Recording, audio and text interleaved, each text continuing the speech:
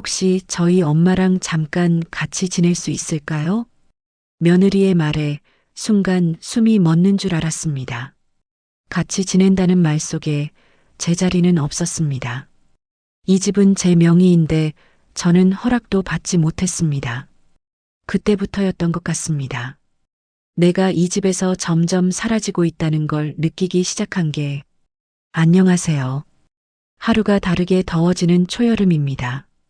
요즘 뉴스 보신 분들 많으실 겁니다. 부모님이 물려준 집을 두고 자식들 간의 다툼이 끊이지 않는다는 소식, 그리고 오랜 세월 자식만 바라보고 살아온 부모님들이 가장 외롭다는 현실까지요. 오늘 저희가 전해드릴 사연도 그런 이야기 중 하나입니다. 평생 아들과 며느리를 위해 희생하며 살아온 한 어머니가 어느 날 이 집에서 나가달라는 말을 듣게 됩니다. 그리고 그 이유는 며느리가 자신의 친정 어머니를 그 집에 모시겠다는 것이었습니다. 믿기 어려운 일이지만 실제로 벌어진 이야기입니다. 사연을 들으며 내 얘기 같다고 느끼실 분들도 계실 텐데요.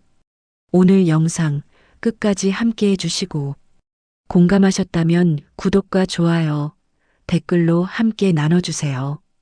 그럼 오늘의 사연 시작하겠습니다. 안녕하세요. 저는 전라북도 전주에 살고 있는 72세 정선옥이라고 합니다. 이 동네에서만 40년을 살았고 남편과 함께 허리띠 졸라매며 집 한 채 마련했을 때가 아직도 생생합니다. 가난했지만 정직하게 일했고 두 아이 키우느라 제 인생을 다 바쳤다고 해도 과언이 아닙니다. 남편은 10년 전에 세상을 떴고 그 이후로는 아들 내외와 함께 지내며 하루하루를 버텨왔습니다. 사실 누군가는 이렇게 말할 수도 있겠지요. 자식 집에 얹혀 사는 부모보다야 내 집에서 자식과 사는 게 낫지 않느냐고요.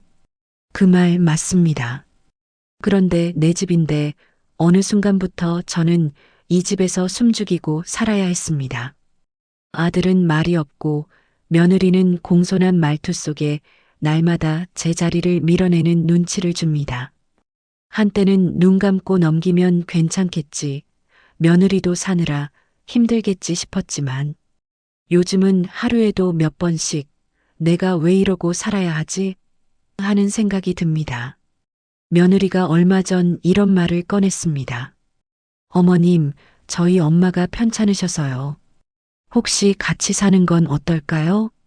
그 말을 들은 순간 뭔가 가슴 한구석이 무너져 내리는 느낌이 들었습니다. 그동안 저를 어머니라 부르며 미소 짓던 얼굴 뒤에 어떤 생각이 숨어 있었는지 그제야 알 것 같았거든요.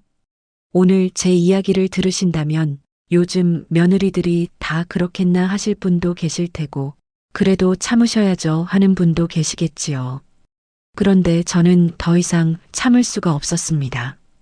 이제부터 제가 왜 그런 결정을 하게 되었는지 들려드릴게요. 결혼하고 전주로 처음 내려왔을 때 손에 쥔 거라곤 시댁에서 물려받은 낡은 장롱 하나뿐이었습니다. 남편은 정미소에서 허드렛 일을 했고 저는 밥값이라도 보탠다며 식당 설거지를 시작했지요. 겨울에는 손이 갈라져 피가 나고 여름에는 하루 종일 불 앞에 서서 땀이 비 오듯 쏟아졌습니다. 그래도 하루하루 벌어 아이들 둘을 키우며 조금씩 통장에 돈이 쌓일 때마다 살아있다는 기분이 들었습니다. 큰애 태준이는 고등학교 때까지 늘 반에서 상위권이었고 공부 열심히 해서 서울에 있는 국립대에 들어갔습니다. 등록금이 모자랄까봐 남편과 저 둘 다 병원 청소 일을 시작했어요. 남편은 허리 디스크로 입원까지 했지만 자식 공부 끊길까봐 퇴원하자마자 다시 일터로 나갔습니다. 그렇게 아들 졸업시키고 취직하고 결혼할 즈음엔 저희 부부는 손에 쥔 게 하나도 없었어요. 남편이 그러더군요. 선우가 그래도 우리 역할은 다 했지. 이제는 좀 쉬자. 하지만 그 쉬는 시간이 온 지 얼마 안 돼서 남편이 심장병으로 먼저 떠났습니다. 그날 장례식장에서 태준이가 저를 꼭 안아주며 말했습니다. 엄마, 이제 엄마 혼자 두지 않을게요. 우리랑 같이 살아요. 그 말이 얼마나 고맙고 든든했는지 모릅니다. 그렇게 시작된 동거였고 그 즈음 제가 살던 이 집도 정리하고 남편과 함께 겨우겨우 모은 돈으로 지금의 단독주택을 마련했습니다. 집값은 제 이름으로 했고 실거주는 저희 셋이 함께 하기로 했지요. 처음엔 참 좋았습니다. 며느리도 처음엔 살갑고 밥상도 함께 차리고 설거지도 나눠 하더군요. 제가 편찮으면 죽도 끓여주고 병원도 함께 가주었어요.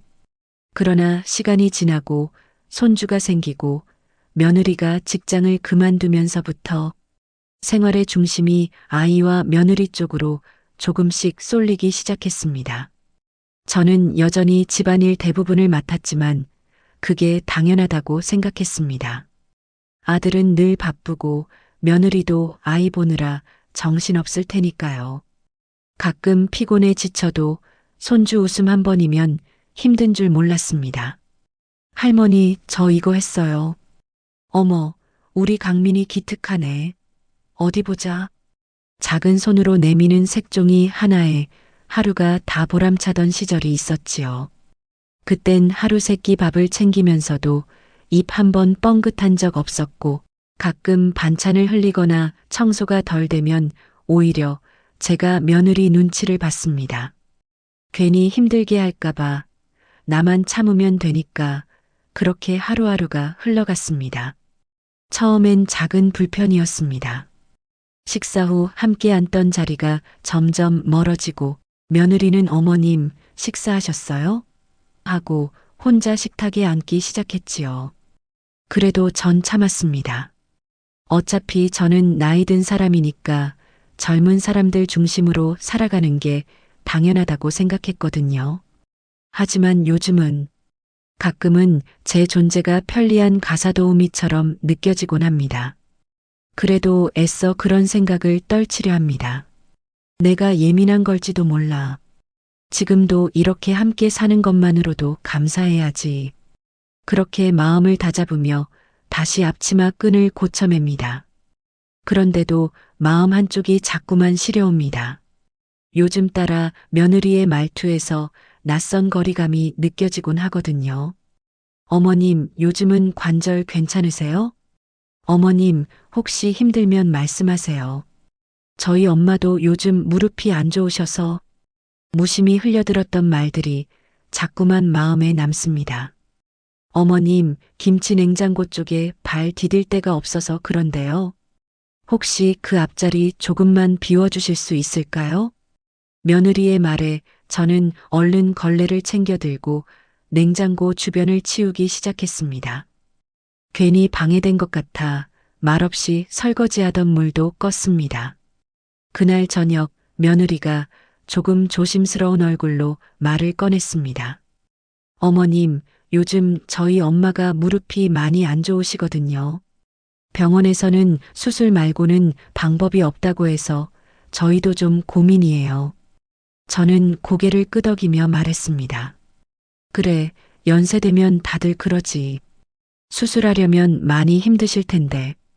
네, 그런데 병원비며 간병인이며 생각보다 비용이 많이 들더라고요. 저희 형편도 그렇고 그래서요. 말을 흐리던 며느리가 잠시 눈치를 보더니 조심스럽게 말을 이었습니다. 혹시 어머님 괜찮으시면 저희 엄마랑 잠깐 같이 지낼 수 있을까 해서요.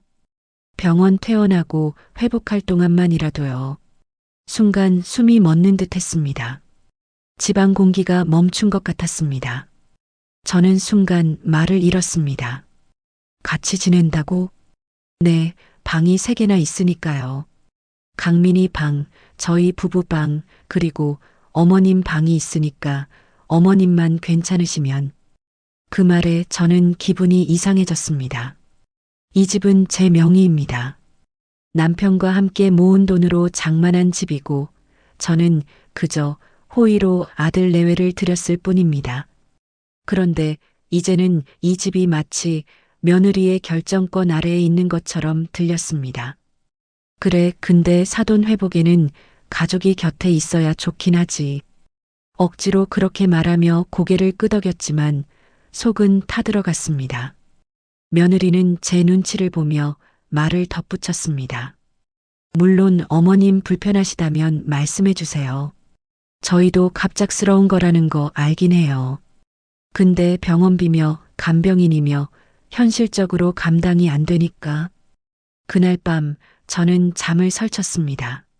며느리의 말이 계속 귀에 맴돌았습니다. 같이 지낼 수 있을까 해서요. 어머님만 괜찮으시면. 잠결에 눈을 떴을 때 거실불이 켜져 있었습니다. 나가보니 며느리가 혼잣말을 하고 있었습니다. 엄마 여기 오면 저 방 구조 좀 바꿔야겠다. 정리할 건 정리하고 어머님 방이 제일 조용하긴 하지. 그 말에 저는 발걸음을 멈췄습니다. 어머님 방이 제일 조용하긴 하지. 그건 혹시 내 방을 사돈 방으로 쓰겠다는 뜻일까요? 그 다음 날 아들과 함께 저녁을 먹을 때 조심스럽게 물었습니다. 강민 아빠 사돈 수술 얘기 들었는데 회복은 얼마나 걸린다? 글쎄요, 최소 몇 주는 걸린다는데 근데 그게 왜요? 아니, 내가 같이 간병할 수도 없고 설마 우리 집에서 지낸다는 건 아니지? 아들은 잠시 말을 멈췄다가 피식 웃으며 말했습니다. 그 얘기 들으셨구나? 뭐, 잠깐이니까요. 엄마, 너무 불편해하지 마세요. 잠깐이라도 이 집은 내 집이야. 나도 불편할 수 있지 않니? 엄마는 원래 이해심 많잖아요. 아들의 그 한마디에 가슴이 서늘해졌습니다. 엄마는 원래 이해심 많잖아요. 그 말은 그러니까 계속 참아달라는 말과 다를 바 없었습니다. 며느리도 아들도 제게 양해를 구한 것이 아니라 사전 통보를 한 것에 가까웠습니다. 그날 밤 저는 처음으로 집안에서 내가 설 자리가 어딘지 진지하게 생각해 보기 시작했습니다.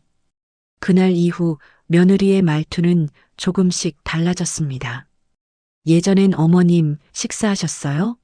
하고 웃던 얼굴이 이젠 식사하셨으면 설거지는 제가 할게요로 바뀌었습니다. 하지만 그 제가 할게요는 늘 말뿐이었고 싱크대엔 설거지가 쌓여가기 일쑤였습니다. 며칠 전엔 이런 일도 있었습니다. 손주 강민이가 저한테 달려와 말했지요. 할머니, 우리 방에 이상한 침대 놓을 거래요. 이상한 침대? 응. 엄마가 엄마 외할머니 오시면 우리 방 정리해야 된대요. 그 말에 가슴이 철렁 내려앉았습니다. 며느리는 제게 단 한마디 상의도 없었거든요. 그날 저녁 거실 한쪽엔 접이식 침대와 수납함이 나란히 놓여 있었습니다. 며느리는 말했습니다. 어머님, 혹시 거실 정리 좀 도와주실 수 있을까요? 엄마 오시면 불편할까 봐요. 이렇게까지 할 일은 아니지 않니? 너희 어머님은 며칠만 계시는 거라며. 그렇긴 한데 어머님도 아시잖아요. 회복 기간이란 게 길어질 수도 있고 그래도 편안하게 모셔야 하지 않겠어요? 저는 말문이 막혔습니다. 그럼 나는? 이 집에서 나는 지금 뭐지? 한 달 전까지만 해도 거실에서 가족들과 함께 TV를 보며 손주랑 웃고 떠들던 곳이었습니다. 지금은 마치 내가 없어야 조용해지는 공간처럼 되어버렸습니다. 아들에게 따로 조심스레 말해본 적도 있습니다. 태준아, 내가 보기엔 내가 불편해하는 거 안 보여? 아들은 멋쩍게 웃으며 말했습니다. 엄마, 너무 민감하게 생각하지 마. 며칠만 참고 지나가면 다 괜찮아질 거야. 그 며칠이 지금 한 달이야. 그리고 점점 이 집에서 내가 설 곳이 없어진다고 느껴. 엄마, 우리가 엄마한테 그렇게 하려고 한 건 아니잖아. 그렇지. 하지만 결과는 그렇게 흘러가고 있잖니. 말을 마친 뒤 아들은 그저 고개를 푹 숙였습니다. 어느새 제 말이 아들에게조차 투정처럼 들리는 건 아닌지 마음이 복잡해졌습니다. 며칠 뒤 우연히 주방에서 이런 장면을 목격했습니다. 며느리가 전화를 하며 말하더군요. 네, 엄마, 솔직히 아직 멀쩡해요. 근데 눈치 보여서 말을 못 꺼내겠어. 어차피 이 집은 시어머니 명의지만 남편도 다 동의했으니까 좀만 더 있으면 방 구조 바꾸는 거 문제 없을 거야. 그 순간 손에 들고 있던 찻잔이 덜컥 흔들렸습니다. 이 집은 시어머니 명의지만 그 말 속에 담긴 속내는 너무도 분명했습니다. 그날 밤 저는 한숨도 자지 못했습니다. 이 집은 제 전부였습니다. 남편과 함께 피땀 흘려 마련한 터전이었고 그 안에서 자식 키우고 손주를 안아보며 살아온 제 지난 날이 고스란히 담겨 있었습니다. 그런데 지금은 문을 닫고 방에 누워 있어도 이 집이 내 집 같지 않았습니다. TV 소리도 손주 웃음소리도 심지어 부엌에서 찌개 끓는 냄새마저 저만 빼고 흘러가는 것 같았습니다. 나만 눈치 보고 나만 조심하고 나만 양보하면서 도대체 나는 이 집에서 어떤 존재인 걸까? 그 질문이 머릿속에서 떠나질 않았습니다. 사돈이 집에 들어온 지 어느덧 일주일이 흘렀습니다. 저는 제 방을 조금 정리하고 거실에 있는 침대도 말없이 손을 보았습니다. 잠깐이라던 말이 이제는 기약 없는 동거로 바뀌고 있는 걸 느끼면서도 저는 또 한 번 참았습니다. 어머님, 요즘 많이 힘드시죠? 그래도 엄마가 계시니까 집안 분위기도 좀 달라졌죠? 며느리의 말에 저는 조용히 웃으며 말했습니다. 그래, 강민이도 더 조용해진 것 같고 사람이 많으면 북적거리는 것도 나쁘진 않지. 그렇게 말은 했지만 속은 계속 무거웠습니다. 가끔 식사 자리에서도 사돈이 제 자리에 먼저 앉고 제가 국을 뜨려 하면 제가 할게요. 어머님은 앉아 계세요. 하며 말렸습니다. 그 말은 겉으로 보기엔 배려처럼 들렸지만 점점 가만히 있으라는 메시지로 바뀌어 가는 걸 느꼈습니다. 사돈은 어느 날 제게 이렇게 말했습니다. 정 여사님, 나 여기 오래 있으면 혹시 부담스러우신가요? 우리 소라가 말하길 어머님 성격이 워낙 참으시는 스타일이라서 그 말이 어찌나 웃기고 슬프던지 저는 말없이 차를 따르며 웃음으로 넘겼습니다. 며느리는 어느 날 아들 앞에서 이렇게 말했습니다. 우리 엄마 계시니까 강민이도 더 잘 자는 것 같아요. 어머님도 많이 도와주시고 집안 분위기가 한결 안정된 느낌이야. 그 말을 들은 아들은 고개를 끄덕이며 저를 향해 말했습니다. 엄마, 요즘 진짜 감사해요. 엄마 아니었으면 이 상황 못 버텼을 거야. 감사해요란 말이 고맙게 들려야 할 텐데 왠지 그 말이 면피용 인사처럼 느껴졌습니다. 그러던 어느 날 저녁 설거지를 하러 부엌에 들어갔을 때였습니다. 식탁 위에 놓인 서류 하나가 눈에 들어왔습니다. 공동생활계획서 6개월 단기거주 계약안. 멍하니 쳐다보다가 문득 방문 너머에서 들려오는 며느리의 목소리에 숨이 멎었습니다. 엄마, 이 집 일단 우리랑 같이 살기로 한 거니까 그냥 이대로 밀고 가면 돼. 강민이 학교 문제도 있고 어머님은 어차피 반대 못 하셔. 근데 내 시어머니 집 아니야? 좀 부담되지 않니? 명의는 어머님 거지만 우리도 10년 넘게 살아왔잖아. 남편도 다 동의했고 나중에 상황 봐서 정리하면 되지. 그 순간 손에 들고 있던 수세미가 싱크대에 툭 떨어졌습니다. 정리하면 되지. 그 말 한마디가 제 가슴을 콕 찔렀습니다. 내가 여기서 평생을 살았고 남편과 함께 만든 공간이며 자식 키우며 울고 웃던 이 집에서 이제 나는 정리 대상으로 전락한 존재가 된 걸까요? 그날 밤 저는 한참을 울었습니다. 조용히 아무도 모르게. 다음 날 아침 식탁에 앉아 밥을 푸던 며느리에게 말했습니다. 소라야, 나중에 잠깐 시간 좀 줄래? 내가 할 얘기가 있어서 그래. 며느리는 네, 어머님. 하고 대답했지만 눈빛에는 살짝 당황이 스쳤습니다. 저는 결심했습니다. 더는 이대로 끌려가지 않기로. 며느리에게 할 말이 있다고 조용히 말한 그 다음 날, 우리는 주방 식탁에 마주 앉았습니다. 강민이는 유치원에 간 시간이었고 아들은 출근해 집엔 조용했습니다. 소라야, 이 집에서 너희 어머님이 지내시는 거 나 나름대로 많이 생각했어.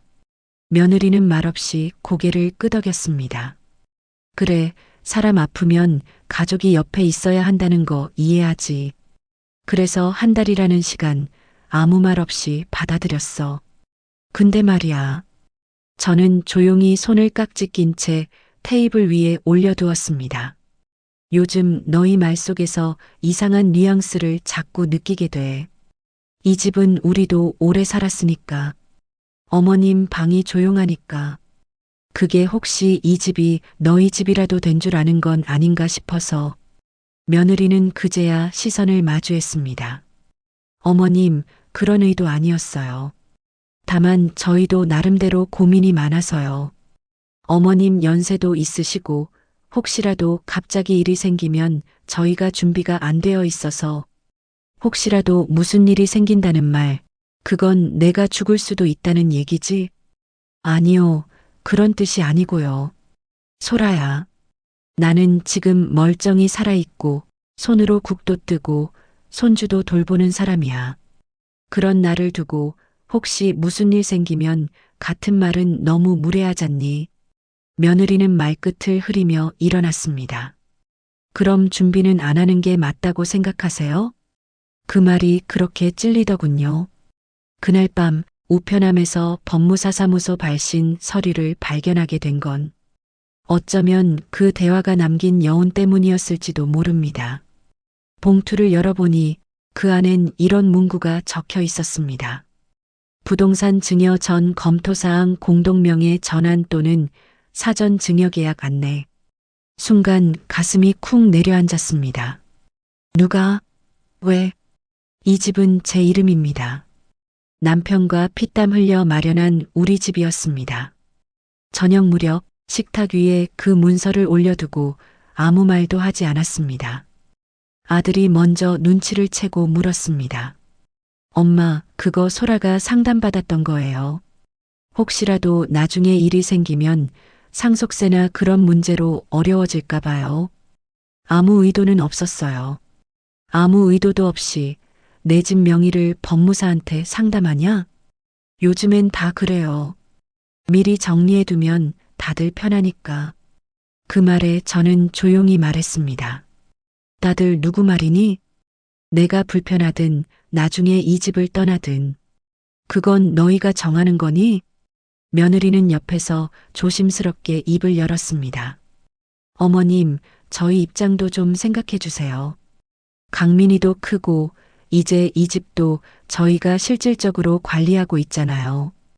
공동명의로 해두면 혹시라도. 그 혹시라는 말 그만 좀 하자. 그 혹시 때문에 나는 하루하루 내 자리 밀리는 느낌이야. 며느리는 조용히 고개를 돌렸고 아들은 제게 마주보며 말했습니다. 엄마, 그냥 지금은 조금만 마음을 열어주세요. 우리가 잘못한 건 아니잖아요. 그 말에 저는 더 이상 아무 말도 할 수 없었습니다. 한때 제 모든 것이었던 아들 입에서 잘못한 건 아니다는 그 말이 이 모든 상황을 정당화하는 듯 들렸기 때문입니다. 그날 밤 저는 결혼사진첩과 등기부등본을 나란히 책상 위에 올려두고 앉았습니다. 사진 속에서 웃고 있는 저와 남편, 그리고 갓난아이였던 태준이, 그리고 지금 정리 대상이 되어가는 내 이름 하나. 다음 날 저는 조용히 부동산에 전화를 걸었습니다. 혹시 단독명의 주택인데요. 매매 상담이 가능할까요? 그날 제 목소리는 참 평온했습니다. 하지만 마음속에는 이 집을 지켜야 한다는 마지막 자존심이 부글부글 끓고 있었습니다. 며칠째 저는 그 서류가 올려졌던 식탁을 바라보며 멍하니 앉아 있었습니다. 아무리 생각해도 납득이 되지 않았습니다. 이 집은 내 이름으로 되어 있고 내가 세금을 내고 내가 설거지를 하고 청소기를 돌리고 아침마다 죽을 끓이고 있습니다. 그런데 왜 그들은 이 집을 함께 살아온 공간이라 부르며 공동명의니 사전증연이 하는 단어를 아무렇지도 않게 꺼낼 수 있는 걸까요? 강민아, 오늘 유치원 어땠어? 응, 할머니. 근데 외할머니가 우리 방 쓰면 할머니는 어디서 자? 그 아이의 말 한마디가 제 가슴을 그대로 찔렀습니다. 할머니는 어디서 자야 할까? 그 말을 곱씹으며 방에 들어가 앉았는데 문득 창밖으로 시끄러운 대화 소리가 들렸습니다. 당장 이름을 바꾸자는 건 아니고 공동명의만 걸어놓는 거니까 부담 없이 생각하자고 했잖아. 며느리의 목소리였습니다. 당신 엄마도 결국 혼자 사는 거 버거우니까. 결국 요양원 이야기 나올 거야. 그 전에 정리해두는 게 맞는 거지. 그 말을 들은 순간 제 귀가 멍해졌습니다. 요양원. 그 단어는 마치 냉수처럼 등골을 타고 흘러내렸습니다. 혼자 사는 거 버거우니까. 내가 언제 누구에게 그런 말 한 적 있었던가요? 나는 지금도 매일 아침장을 보고 밥을 지어 먹고 아이를 돌보며 살아갑니다. 그런 나를 두고 정리라는 이름으로 나를 요양시설로 보낼 계획을 세우고 있었다는 걸 그 순간 저는 확신했습니다. 다음 날 며느리는 무심히 말했습니다. 어머님, 혹시 다음 달에 친정엄마 방을 조금 더 넓혀도 될까요? 강민이 방 옆 벽이 얇아서 소리 신경 쓰인다고 하시더라고요. 강민이 방을 바꾸겠다는 얘기니? 아니요. 그냥 방 구조를 살짝 조정하는 거죠. 그게 어머님 방이랑 연결된 쪽이라서 내 방이랑 연결된다고? 그제야 알았습니다. 그들이 생각하는 살짝 조정이라는 말이 결국 내 방을 허물거나 넘긴다는 의미와 다르지 않다는 것을요. 그날 밤 저는 이불을 덮고 누운 채 들릴 듯 말 듯한 거실 속삭임을 들었습니다. 내가 말했지? 그냥 말없이 조금씩 밀어내면 된다고. 어머님은 원래 자기 말 잘 못하시잖아. 그 말이 들리는 순간 제 심장 소리가 그 어느 때보다 크게 울렸습니다. 나는 지금 이 집에서 조금씩 조용히 존재가 지워지고 있다. 다음 날 아침 김종래 할머니를 찾아갔습니다. 나 지금 내 집인데도 내 집 같지가 않아. 왜? 소라가 또 무슨 말했어? 그냥 나 없이 이 집이 돌아가는 것처럼 보여. 말없이 가구 바꾸고 서류 만들고 이제는 방 구조까지. 김할머니는 제 손을 꼭 잡고 말했습니다.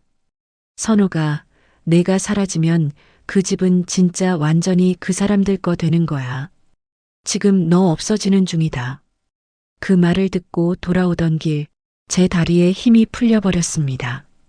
집 현관 앞에 서서 숨을 고르며 문을 열었을 때 문틈으로 들려온 건 이런 말이었습니다. 엄마가 이 집 판다고 나서면 어떻게 할 거야? 그건 못하게 막아야지. 남편도 우리 편이니까 명의만 어머님이어도 실소유주는 사실상 우리잖아. 그 말이 들려온 순간 제 안에서 뭔가 뚝 하고 끊어졌습니다. 눈물이 나지 않았습니다. 대신 손끝이 차갑게 얼어붙고 가슴속 깊은 곳에서 오랜 시간 눌러온 감정이 끌어올랐습니다. 남편도 우리 편이니까 명의만 어머님이어도 실소유주는 우리. 그 말이 머릿속을 메아리 치듯 울렸고 저는 조용히 발걸음을 거실로 옮겼습니다. 말없이 천천히. 거실에 앉아있던 두 사람의 대화는 멈췄고 며느리는 화들짝 놀란 얼굴로 저를 바라봤습니다. 아들은 당황한 얼굴로 일어섰습니다. 엄마 언제부터 들으셨어요? 저는 조용히 식탁 앞에 서서 입을 열었습니다. 소라야, 태준아. 이 집에 대해 너희가 한 말 다 들었어. 바람 소리조차 들리지 않는 침묵이 방 안을 감쌌습니다. 소라야, 이 집은 내가 말하는 실소유주 따위가 아니야. 10년을 살았든 20년을 살았든 너희는 그냥 얹혀 살아온 거야. 내가 남편이랑 함께 일군 집이야. 내 집이야. 어머님, 오해세요. 저희는 그냥 오해? 우편함의 운법무사 서류도 오해야? 내가 정리하면 된다던 말, 공동명의로 바꾸자던 얘기도? 아들은 다급히 말했습니다. 엄마, 진정 좀 하시고요. 그건 그냥 만일의 경우를 생각한 거지. 만일이니 혹시니. 그 말로 너희는 날 없애고 있더라. 제 목소리는 떨렸지만 또렷했습니다. 내가 밥을 해도 방을 치워도 손주를 돌봐도 너희 눈에는 그냥 곧 사라질 사람으로 보였나 봐. 엄마, 이제부터는 안 그래. 내가 누구 집에서 눈치 보며 살던 사람이 아니야. 이 집 이번 주 안으로 부동산에 내놓을 거야. 며느리의 눈이 커졌습니다. 어머님, 지금 이 집을 판다고요? 그래. 이미 상담받았고 내 이름으로 되어 있는 등기부도 확인했어. 그리고 이 집 팔아서 나 혼자 살 집 구할 거야. 누구랑도 안 살아. 이제 내 인생 내가 살아야겠더라. 아들은 당황한 얼굴로 다가왔습니다. 엄마, 그건 좀 강민이는요? 어디 가서 살라는 거예요? 강민이? 그 아이 엄마 아빠가 있잖아. 그동안은 내가 봐줬지만 이제는 너희 몫이지. 며느리는 당장이라도 소리치고 싶어하는 얼굴로 말했습니다. 어머님, 저희는 그런 뜻으로 말한 게 아니라니까요. 그냥 같이 사는 가족으로서. 가족? 너희는 한 번이라도 날 진짜 가족으로 대했니? 내 친정 어머니 온 이후로 나는 식사 자리에서도 밀리고 거실에서도 자리 내주고 이제는 내 방까지 내놓으라고 하더라. 제 말이 끝나자 방 안의 공기가 싸늘해졌습니다. 그때 손에 들고 있던 등기부등본을 식탁 위에 꺼내놓으며 말했습니다. 이게 내 집이야. 다시 말해두지만 실소유주고 뭐고 없어. 명확하게 내 이름으로 된 집이야. 그리고 조용히 한 문장을 덧붙였습니다. 이제부터 너희 계획은 틀렸어. 내가 남겨줄 것도 너희한테 의지할 것도 없어. 그 말을 남기고 방으로 돌아와 문을 닫은 순간 저는 한동안 눈을 감고 서 있었습니다. 방 건너편에서 들려오는 작은 말소리. 이럴 줄 알았으면 처음부터 명이라도 넘겨두는 건데. 그 말에 저는 조용히 아주 천천히 입꼬리를 올렸습니다. 그래, 이제 내가 진짜 누구인지 알겠다. 이제 내가 움직일 차례다. 그날 밤 저는 거실 조명도 켜지 않은 채 조용히 부엌 식탁에 앉아 있었습니다. 창밖에는 봄비가 조용히 내리고 있었고 그 빗소리를 들으며 생각했습니다. 나는 이제부터 나를 지키기로 했다. 다음 날 아침 저는 먼저 김종래 할머니에게 다시 연락을 했습니다. 그분은 조용히 저를 만나주셨고 말없이 제 손을 꼭 잡아주었습니다. 선우가 너 말만 해. 내가 아는 부동산이랑 법무사도 있으니까. 종래야, 그냥 서류라도 한번 제대로 알아보려고. 내 이름으로 된 집인데 자꾸 내 허락 없이 움직이는 게 너무 무서워. 그날 오후 김할머니의 소개로 한법무사 사무실을 찾았습니다. 등기부등본과 주민등록 초본, 납세 증명서까지 챙겨갔습니다. 담당자는 제 말을 다 듣고 고개를 끄덕이며 말했습니다. 어머님, 지금 상황이면 명백하게 주거침입도 논의될 수 있어요. 명의자 동의 없이 공동명의나 증여 논의만 해도 불법 소지 있습니다. 그 말이 그렇게 힘이 될 줄은 몰랐습니다. 내가 틀린 게 아니었다는 사실 하나만으로 마음이 단단해졌습니다. 그 후로 저는 며느리와 아들이 없는 시간에 하나씩 기록을 남기기 시작했습니다. 며느리가 했던 말, 이제 어머님 방도 조정하면 좋겠다. 어머님은 원래 자기 말 잘 못하시잖아요. 아들이 했던 말 공동명의 해두면 나중에 정리하기 편하잖아. 엄마도 이제 나이 드셨으니까 준비는 해야지. 이 모든 말들을 작게 녹음기에 담았고 때론 휴대폰 메모장에 날짜와 함께 적어두었습니다. 며칠 후엔 부동산 중개인을 조용히 만났습니다. 중개인은 제 상황을 듣고는 눈을 동그랗게 뜨더군요. 할머니, 이 집 단독 명의면요. 당연히 매매 가능합니다. 세입자도 아니고 가족이라고 해서 막을 방법은 없어요. 그렇죠? 제가 나가겠다는 것도 아니고 여기 계속 살면서 새 집도 알아보려고요. 그날 중개인은 매물 시세와 조건들을 정리해 주었고 저는 그 자료를 서랍 속 깊은 곳에 접어 넣었습니다. 그 다음은 공과금 확인. 수도, 전기, 가스 모두 제 이름으로 나가고 있었고 통장 자동이체 내역도 캡처해서 정리해 두었습니다. 그리고 마지막으로 강민이에게도 짧게 말을 남겼습니다. 강민아, 나중에 내가 크면 오늘 할머니가 해주는 얘기 꼭 기억해. 사람은 말보다 행동을 봐야 한단다. 진짜 가족은 뒤에서 무슨 말을 하느냐로 알 수 있어. 아이는 무슨 말인지 몰라 고개만 끄덕였지만 저는 그날 처음으로 제 속 얘기를 누군가에게 온전히 말한 느낌이 들었습니다. 며칠 후 며느리는 제게 말을 걸어왔습니다. 어머님, 혹시 다음 달쯤엔 계약서 같은 거 다시 정리하셔야 할 것 같아요. 엄마 계속 계시는 걸로 하면 동거인 등록도 해야 하니까요. 그 말에 저는 조용히 고개를 끄덕이며 말했습니다. 그래, 나도 정리할 게 있어서 서류들 챙겨놓은 게 있거든. 그것부터 하나씩 하려고 해. 며느리는 제 눈을 바라보다가 잠시 멈칫했습니다. 이제 그녀도 느끼기 시작했을 겁니다. 예전처럼 순순히만 웃던 시어머니가 조용히 무언가를 준비하고 있다는 걸. 그리고 저는 속으로 또박또박 되뇌었습니다.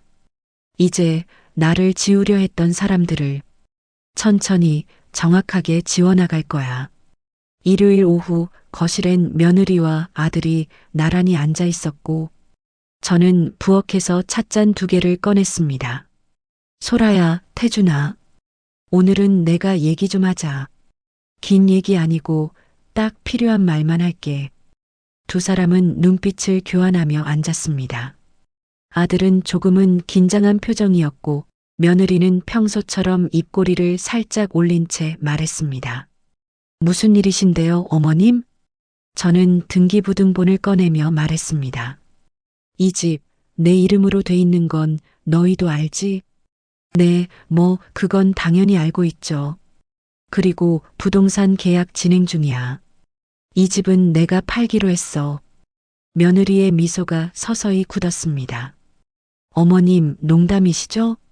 아니, 이 집 팔고 그 돈으로 내가 살 집 마련했어. 전세 아니고 작지만 내 이름으로 된 원룸. 아들은 그제야 말을 터뜨렸습니다. 엄마, 갑자기 무슨... 우리가 얼마나 오래 같이 살았는데 이걸 갑자기 내놓으면 우리 보고 어떡하라는 거예요? 너희가 그렇게 말했잖아. 공동 명의로 해두면 나중에 정리하기 편하다고. 좋아, 대신 정리는 내가 할게. 며느리는 급하게 끼어들었습니다. 어머님, 잠깐만요. 이렇게까지 갑자기 진행하시면 저희 엄마도 계시고 강민이도 있고 그럼 따로 집 구해. 그게 가족이 할 도리라고 생각했으면 애초에 내 방 빼앗고 내 서류 몰래 돌릴 생각은 안 했겠지. 그 순간 저는 핸드폰을 꺼내 재생 버튼을 눌렀습니다. 명의만 어머님이어도 실소유주는 우리잖아.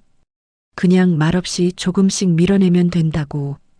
두 사람의 목소리가 그대로 흘러나오자 며느리는 얼굴이 하얗게 질렸고 아들은 고개를 푹 숙였습니다. 이건 언제 녹음하신 거예요? 내가 조용히 있는다고 해서 아무것도 모른다고 생각했니? 순간 며느리는 아들에게 소리쳤습니다.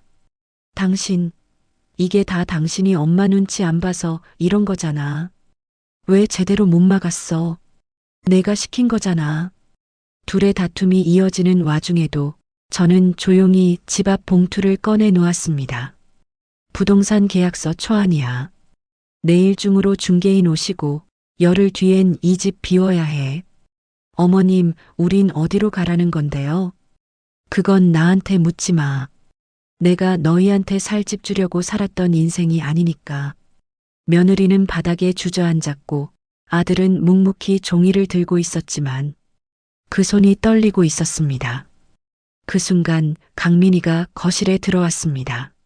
엄마, 왜 울어? 할머니한테 혼났어? 며느리는 입을 틀어막고 고개를 돌렸고 저는 아이에게 다가가 앉았습니다. 강민아, 이제 할머니는 조금 멀리서 살게 될 거야. 하지만 언제든 너 보고 싶으면 올 수 있어. 아이의 눈이 동그래졌고 저는 조용히 아이 손을 감싸쥐었습니다. 할머니는 누구보다 너를 사랑해. 그리고 자기를 지키는 법을 너도 꼭 배워야 해. 그날 밤 저는 짐을 정리하며 오래된 앨범과 남편의 유품이 들어있는 상자를 꺼내 들었습니다.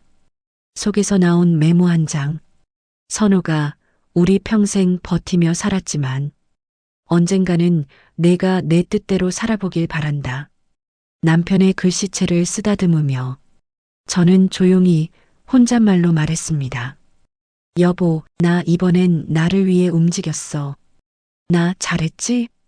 그 집을 나온 지 벌써 3달이 되었습니다. 전주 시내 외곽의 조용한 연립주택, 햇볕이 잘 드는 작은 방 하나, 그리고 정수기 옆에 놓인 밥솥. 이곳이 지금 제 새로운 보금자리입니다. 처음엔 문득문득 허전했습니다. 손주 강민이의 발소리, 아들의 퇴근 인사, 심지어 며느리의 낮은 목소리마저도요.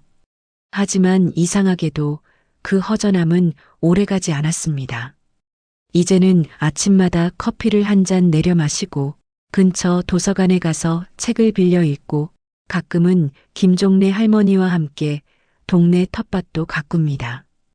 혼자 있는 시간이 무섭지 않냐고 묻는 분들도 계시겠지요. 예전에 저였다면 그런 말에 울컥했을지도 모릅니다. 하지만 지금은 압니다. 정말 외로운 건 혼자가 아니라 내 존재가 투명해지는 것이라는 걸요. 그 집에서 저는 살아 있었지만, 숨죽이고 있었고, 존재하고 있었지만, 존중받지 못했습니다. 이제는 더 이상 누구의 눈치를 보지 않아도 됩니다. 누가 내 자리를 탐내는 것도 없고, 내가 밥을 했는지, 방을 닦았는지 아무도 평가하지 않습니다. 최근엔 작은 취미도 생겼습니다.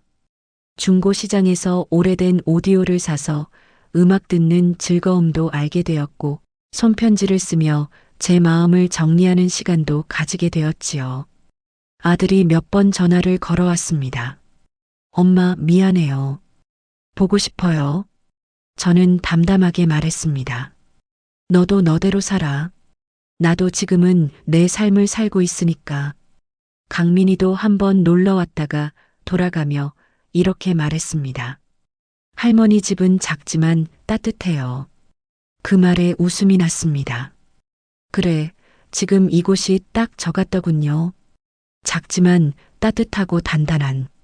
이 영상을 보시는 분들께 드리고 싶은 말이 있습니다. 혹시 여러분도 지금 조용히 참으며 가족 안에서 없어지는 중은 아닌가요? 혹시 누군가를 위해 너무 오래 희생하느라 스스로를 잊고 살아오진 않으셨나요? 제가 감히 말씀드립니다. 늦지 않았습니다. 지금이라도 여러분 인생의 주인으로 돌아오시길 바랍니다. 그리고 무엇보다 여러분 스스로를 제일 먼저 존중해 주세요. 그게 제가 이 나이에야 비로소 알게 된 가장 소중한 진실입니다.